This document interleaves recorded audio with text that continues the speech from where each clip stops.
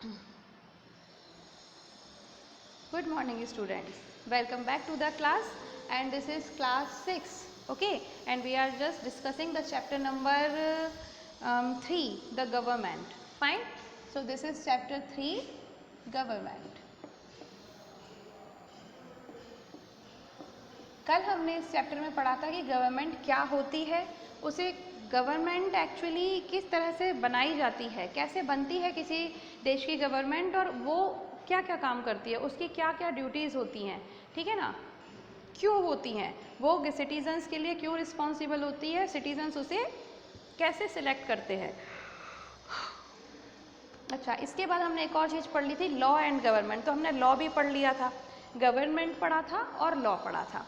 आज हम पढ़ेंगे कि गवर्नमेंट इतने बड़े देश को अच्छे तरीके से कैसे रन कर लेती है। तो आपकी बुक खोलिए, पेज नंबर 132 पे दिया है, how does the government manage such a huge country.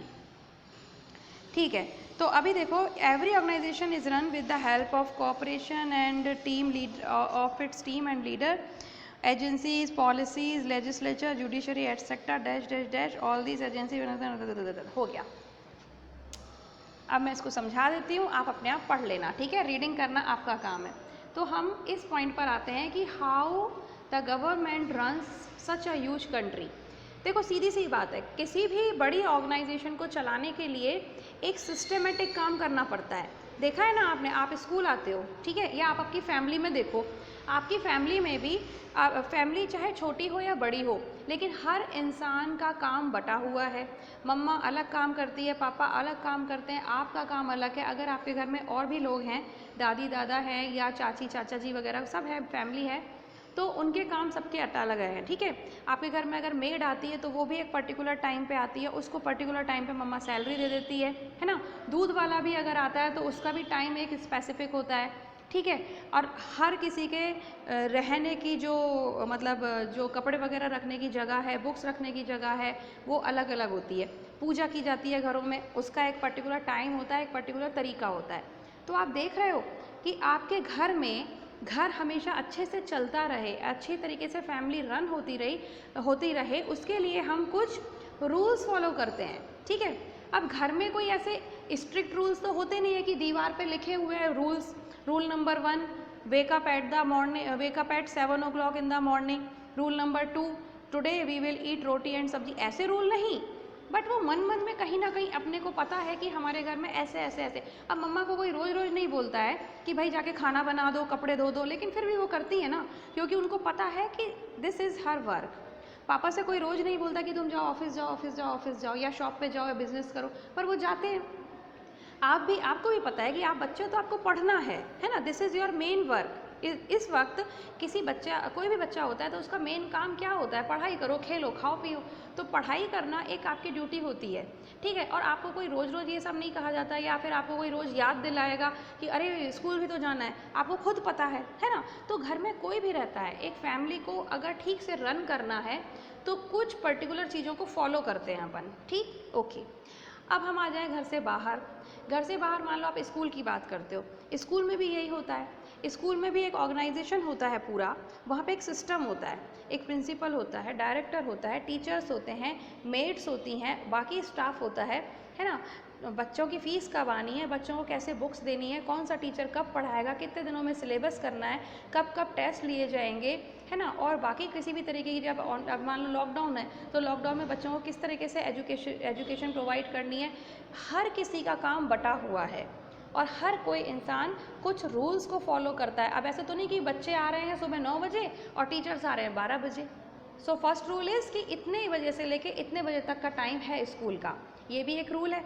इस वाले वक्त पे इस वाले वक्त से लंच होगा, ये भी रूल है। अब आपने स्कूल में भी देख लिया कि कुछ रूल्स एंड रेगुलेशन फॉलो होते हैं, तभी कोई स्कूल ठीक से रन कर पाता है, ठीक है। आप चाहे कहीं भी देख लो, आप अपनी खुद की स्टडीज़ में देख लो, अगर आप अपने रूल्स खुद नहीं बनाओगे, ठीक है। अब कोई आपको चिल्लाता थोड़ी ना कि मंडे को साइंस ही पढ़ो और अगर ट्यूसडे को आपको मैथ्स ही पढ़ना है, बट आपको पता है कि आपको कब क्या पढ़ना है, तो वहाँ भी कुछ रूल्स आप अपने हिसाब से फॉलो कर रहे हो, ठीक है। तो कई बार तो रूल्स बहुत स्ट्रिक्टली फॉलो करवाने की ज़रूरत पड़ती है और कई बार रूल्स लोग अपने आप ही फॉलो करते हैं, बट सारा यूनिवर्स रूल में चल रहा है। अब नेचर भी देख लो, सूरज उगता है एक पर्टिकुलर टाइम पे और सेट भी, सनसेट भी हो जाता है। रात को चांद ही निकलेगा, कभी ऐसा हुआ है रात को सूरज निकल आए, है ना। सर्दी के बाद गर्मी आएगी, गर्मी के बाद बारिश आएगी। ये पूरा जो नेचर है वो भी एक रूल में चल रहा है। अब सूरज को कोई रोज रोज याद थोड़ी ना दिलाता है, या बारिश को हम याद नहीं दिलाते, बट चल रहा है। तो कहने का मतलब रूल तो हर जगह है, पूरा नेचर है, चाहे वो कुछ भी हो, चाहे वो ऑर्गेनाइजेशन हो, चाहे वो नेचर हो, हर जगह रूल है। कुछ रूल्स स्ट्रिक्टली फॉलो कराए जाते हैं और कुछ रूल्स इजीली फॉलो हो जाते हैं। तो कोई भी कंट्री अगर हम रन करने की बात करते हैं तो गवर्नमेंट इतनी बड़ी कंट्री ऐसे ही रन कर सकती है, इसलिए ही रन कर पाती है क्योंकि कुछ रूल्स एंड रेगुलेशंस बनाए गए हैं जिसके हिसाब से सारे सिटीजन्स चलेंगे, जिन रूल्स एंड रेगुलेशंस को सारे सिटीजन्स फॉलो करेंगे। अच्छा, एक और बात ध्यान रखना, गवर्नमेंट ने रूल बनाए लेकिन उन रूल्स को उसे भी फॉलो करना है, ठीक है, क्योंकि रूल्स ज़्यादा सुप्रीम है, ज़्यादा पावरफुल हैं। गवर्नमेंट में जो लोग बैठे हैं, मैंने कल भी बताया था, गवर्नमेंट के लोग जो होते हैं वो पावर होती है उनके पास, वो थोड़े से उनके पास ड्यूटीज़ भी ज़्यादा होती हैं, पावर भी ज़्यादा होती है, बट अल्टीमेटली वो भी सिटीज़न ही हैं। तो चाहे एक नॉर्मल सिटीजन हो, चाहे एक पावरफुल सिटीजन हो, मतलब गवर्नमेंट का बंदा हो, पीपल हो, तो भी उन सबको रूल्स एंड रेगुलेशन सारे फॉलो करने पड़ेंगे, ठीक है।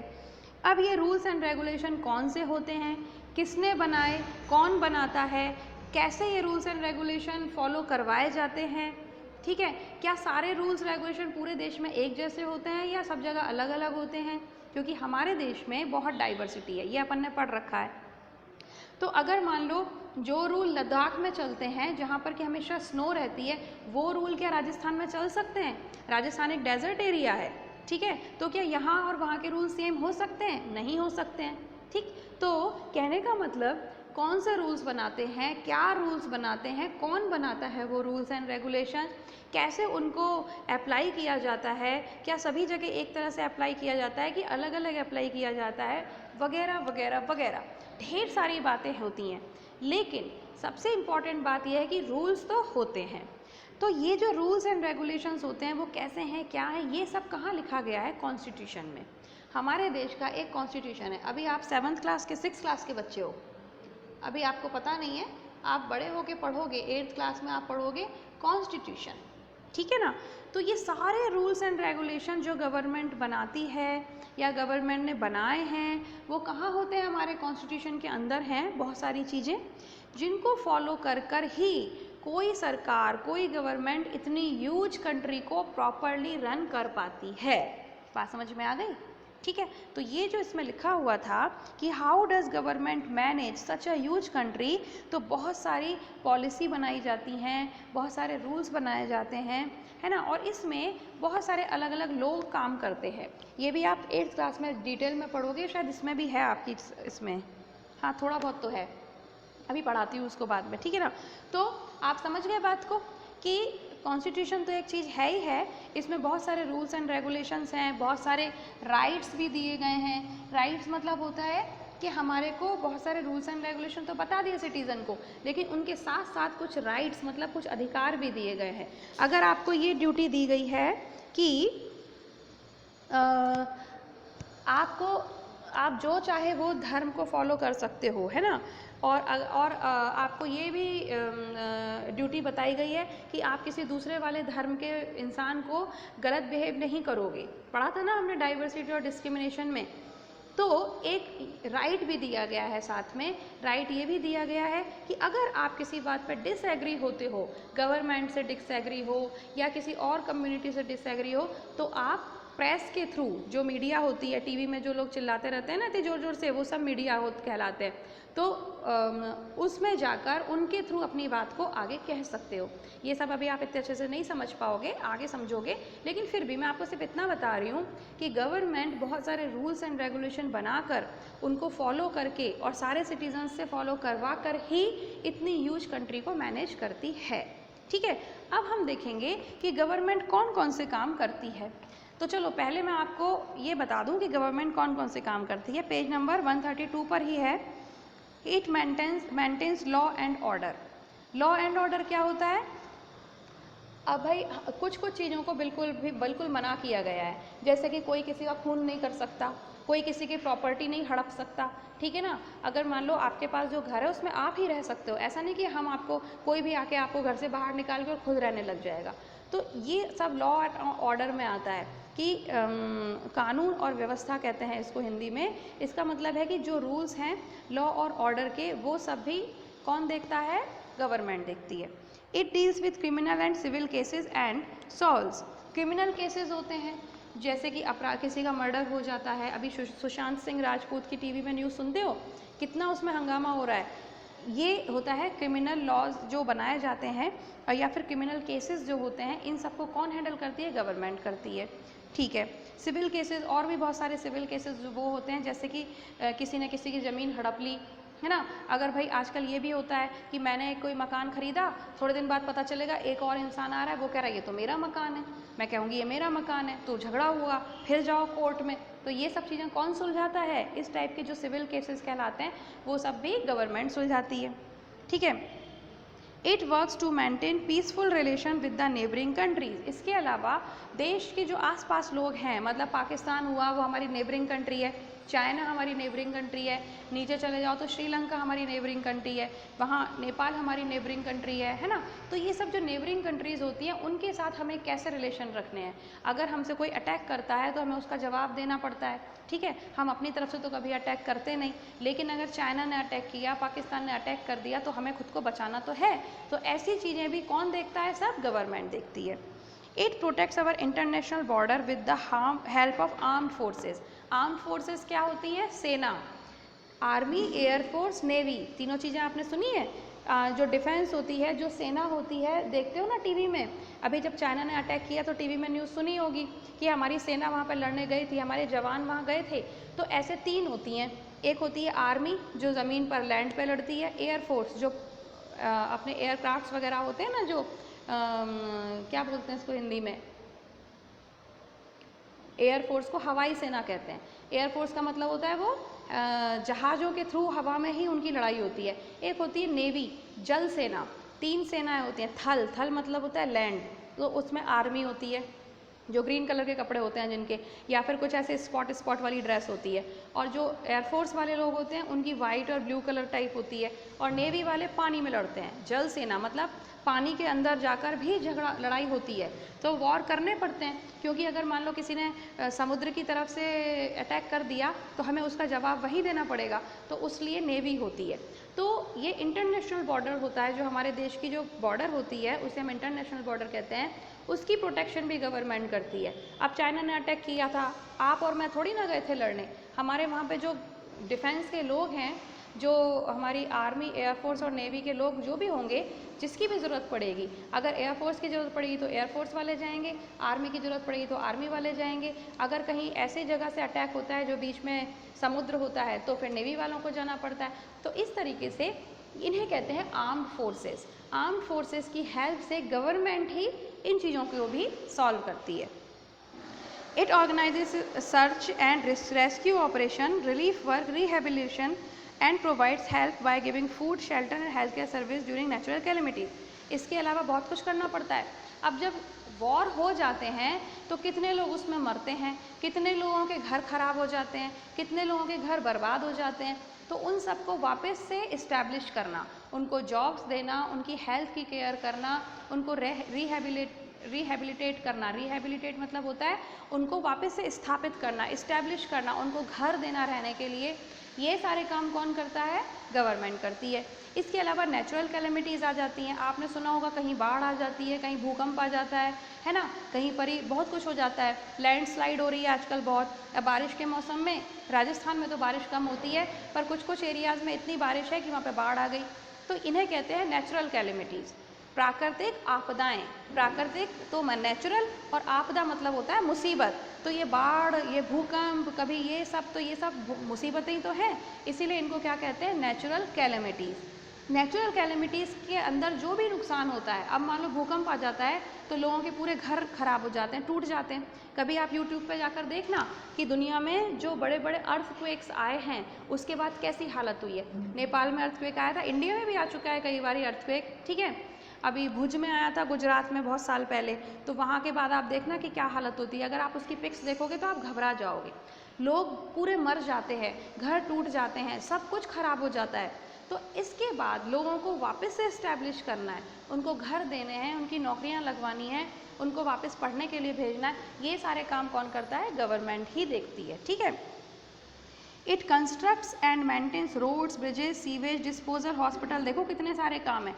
अब इसके अलावा हॉस्पिटल्स बनवाने हों, ब्रिजेस बनवाने हों, रोड्स बनवानी है ना। इसके अलावा जैसे कभी कभार आप देखते हो सीवेज का जो पानी जाता है, अब हमारे घर में हम जो भी गंदा निकलता है, चाहे वो लैट्रिन बाथरूम का गंदा होता है या तो फिर किचन का जो भी गंदा सीवेज होता है, वो सब ऐसे बाहर ऐसे तो बहता नहीं रहता है ना। उसके आपने देखा है ना सड़कों पे होल्स बने होते हैं, मेन होल्स बने होते हैं, वो उसके अंदर एक्चुअली क्या होता है, सभी के घरों के अंदर से पाइप आते हैं। आपके घर के अंदर जो बाथरूम होता है उसके अंदर से सीवर लाइन आती होती है, और वो सीवर लाइन ये सड़कों में जो गोल गोल बने होते हैं होल्स, उनको मेन होल्स कहा जाता है, उसके अंदर वो आके ज्वाइन होती है, ठीक है। और इसके जो बड़े बड़े पाइप्स इसके अंदर होते हैं और ये सारा गंदा जाता है शहर के बाहर कहीं। तो इस तरीके से पूरा सिस्टम होता है ना।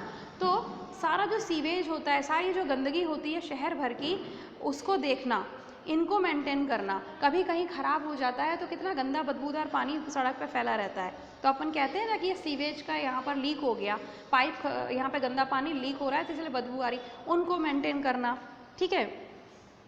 म्यूज़ियम, पब्लिक टॉयलेट्स, पार्क्स, शहर में जितने भी पार्क्स होते हैं, जितने भी आपके ये जो पब्लिक टॉयलेट्स भी बने होते हैं, उन सबको मेंटेन करना। इसके अलावा जो भी अपनी जैसे जयपुर में तो बहुत सारी ये हैं हिस्टोरिकल प्लेसेस हैं, विजिटिंग प्लेस है ना बहुत सारी। अब अपन देख लो, ये हवा महल है, आमेर का किला है, इसी तरीके की जो भी पुरानी पुरानी हिस्टोरिकल चीज़ें होती हैं जो ग्लोरीफाई करती हैं हमारे को, उनको मेंटेन करना है ना, वो भी गवर्नमेंट का काम होता है। अब आप कभी जाकर देखो, आमेर का किला है, वो इतने बजे से इतने बजे तक खुलेगा, बहुत सारे टूरिस्ट आते हैं बाहर से भी, और अपन भी घूमने जाते हैं, तो वहाँ पर सब चीज़ें मेंटेन कौन करता है? गवर्नमेंट करती है। इसके अलावा इलेक्ट्रिसिटी है, ड्रिंकिंग वाटर है, पानी कभी कभी बोलते हैं ना दो तरीके का पानी आता है, एक तो पानी पीने का आता है और एक तो ऐसे ही आता है।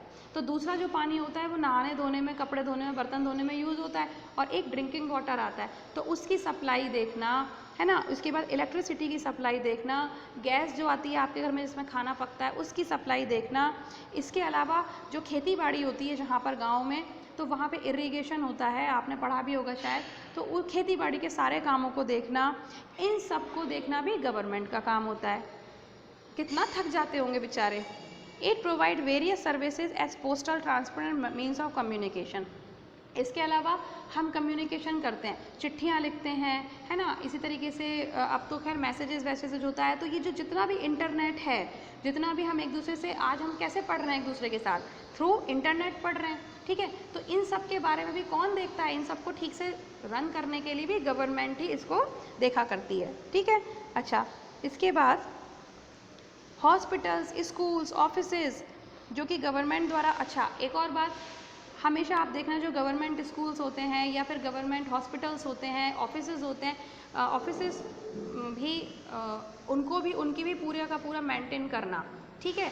गवर्नमेंट स्कूल्स की और गवर्नमेंट हॉस्पिटल्स की फ़ीस भी बहुत कम होती है, और मिड डे मील वगैरह चलाया जाता है, वो सारा कुछ मैनेज करना।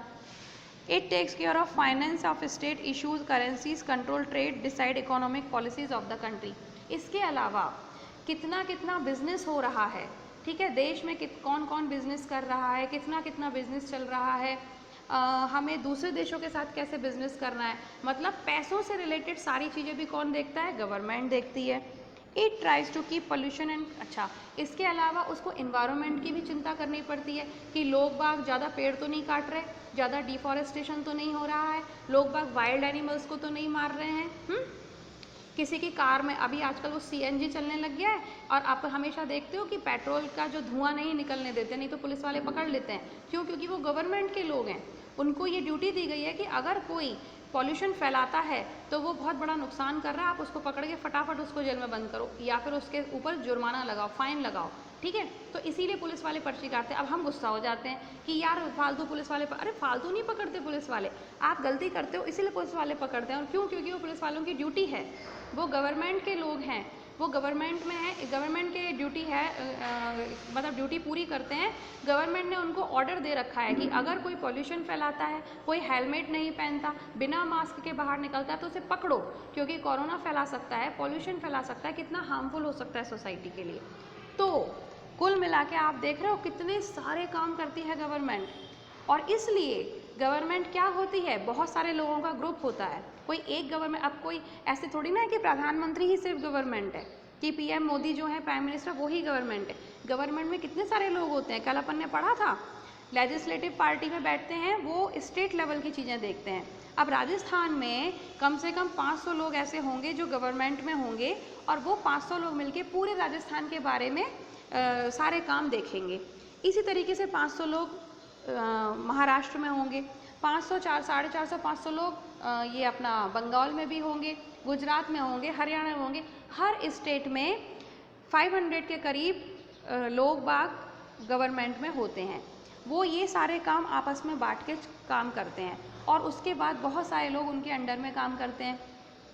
जैसे जब आप पढ़ लिख के बड़े हो जाते हो तो बड़ी बड़ी पोस्ट पर जाते हो। अब जैसे मान लो आप बड़े होके पुलिस ऑफिसर बने, ठीक है, सपोज करो, तो आप भी गवर्नमेंट के ऑर्डर को मानोगे, आपको भी गवर्नमेंट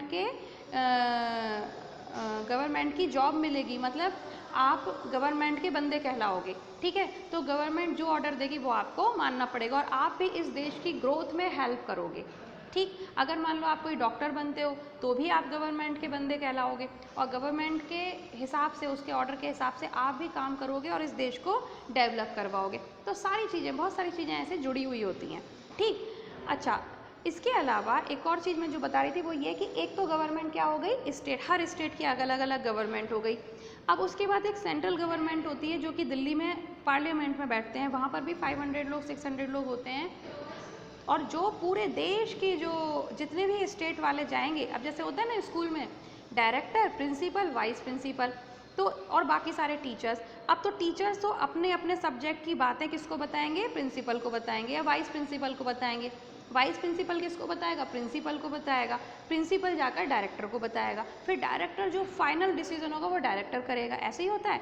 इसी तरीके से सब स्टेट वाले अपनी अपनी बातें जाके कहाँ बताते हैं, सेंट्रल गवर्नमेंट को, पार्लियामेंट के अंदर जाके। फिर पार्लियामेंट में जो प्रधानमंत्री जी होते हैं और भी कुछ लोग होते हैं, वो सब मिलके फिर फाइनल डिसीजन करते हैं, ठीक है। उस डिसीजन को फिर सबको मानना होता है। तो इस तरीके से हमारी गवर्नमेंट काम करती है, कोई अकेला इंसान काम नहीं करता है।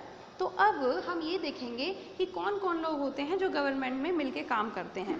तो एक और छोटा सा टॉपिक आता है बीच में, इनकम ऑफ गवर्नमेंट। अब एक बात बताओ, गवर्नमेंट इतने सारे काम करती है तो उसके पास पैसा कहाँ से आता है इतने सारे काम करने के।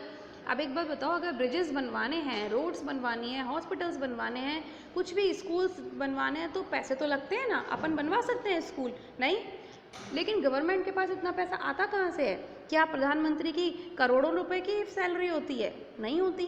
तो फिर पता है कहाँ से आता है पैसा? हम ही उनको पैसा देते हैं।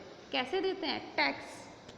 आपने एक वर्ड सुना होगा अपने घर में, इनकम टैक्स, है ना। अपने पापा को या मम्मा को पूछना, दादा दादी जी हो उनको पूछना, इनकम टैक्स होता है। इनकम टैक्स क्या होता है तो इसको बहुत ध्यान से समझना।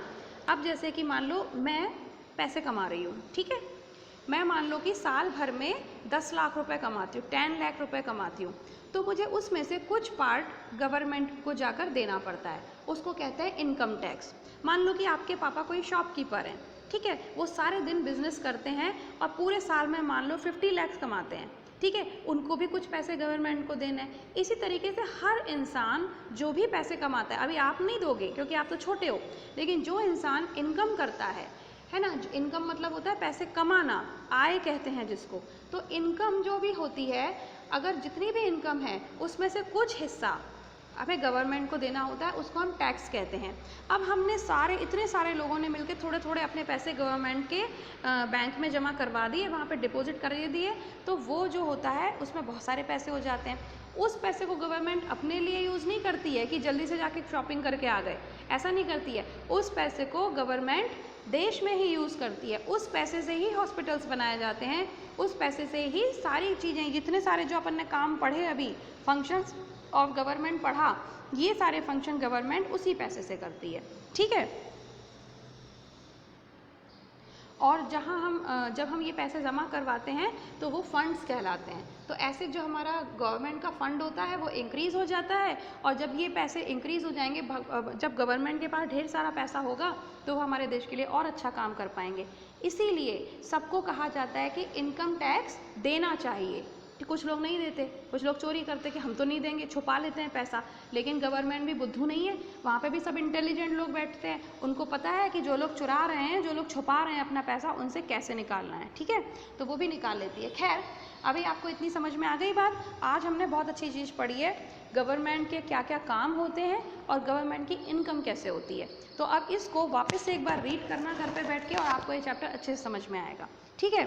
अभी हम इस चैप्टर में ऑर्गन्स ऑफ गवर्नमेंट भी पढ़ेंगे।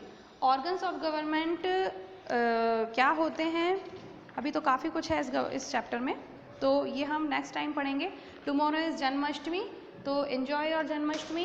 और आई थिंक फ्राइडे को हम इसको कंटिन्यू कर पाएंगे, क्योंकि अब एक नया टाइम टेबल बन गया है जिसके हिसाब से आपकी सिविक्स की क्लास मंडे, ट्यूसडे और फ्राइडे, सैटरडे होगी। तो we will meet at Friday. Till then complete your previous work and as soon as possible submit your copies, क्योंकि अभी कल छुट्टी है और 15 अगस्त की भी छुट्टी होगी, तो आपके पास सिर्फ ये 2 दिन है, इसमें आप कॉपी सबमिट कराओ और अभी तक जितना पढ़ा है उसको पढ़ो।